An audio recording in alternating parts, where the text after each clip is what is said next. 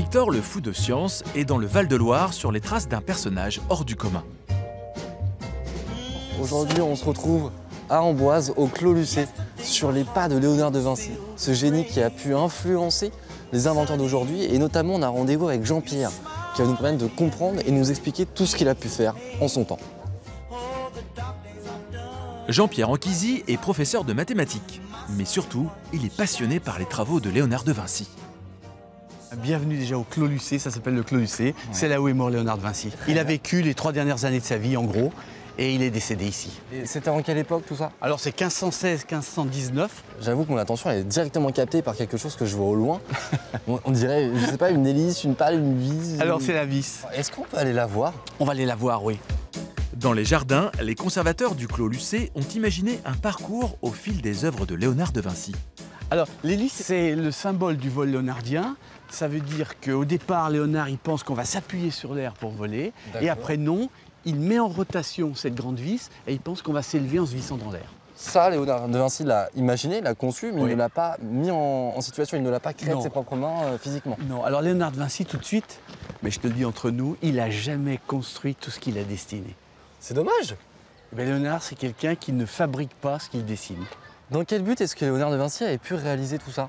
Lui, son but, c'était de faire voler l'homme. Il adorait les oiseaux, il les a beaucoup étudiés pendant 12 ans de sa vie. Non, mais je crois que Victor, tu peux la faire tourner un peu, la vis, avant qu'on parte. C'est vrai, elle va la faire tourner. Je peux la faire tourner. Allez. Ah, ça me fait plaisir. Mais finalement, c'est pas si simple. Hein. On dit que c'est pour les enfants, mais c'est quand même un petit peu lourd.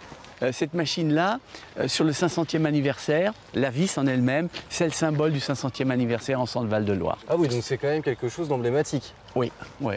Pourquoi elle est si emblématique du coup? Parce qu'il vole maintenant l'homme. Oui. À l'époque de Léonard, on imaginait qu'on pouvait voler.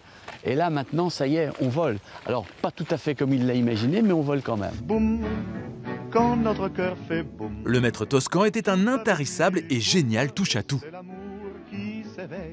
Oui, là, je te propose, on va aller voir un char d'assaut.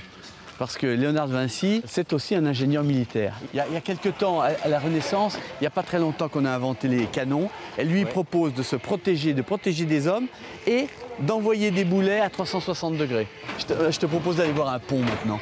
Un pont un peu particulier, oui. On le soulève, et une fois qu'on l'a soulevé, avec ce cabestan-là, on le fait tourner. Donc on peut faire passer un bateau, ce qu'on veut. C'est un pont mobile. C'est génial ça pour l'époque finalement, c'est un petit peu révolutionnaire. C'est vrai qu'utiliser un pont comme ça, à des fins peut-être militaires aussi, hein, se dire voilà, on doit faire passer des bateaux, une armée, je sais pas quoi, c'est quand même très intéressant.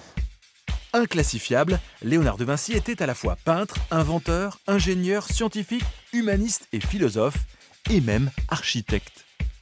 Voilà, tu vois, Victor, là, le pont, le fameux pont de Léonard. On peut marcher à 2 endroits différents, en dessous et dessus. A priori, si on mettait le peuple, les bestiaux dessous, et les nobles dessus.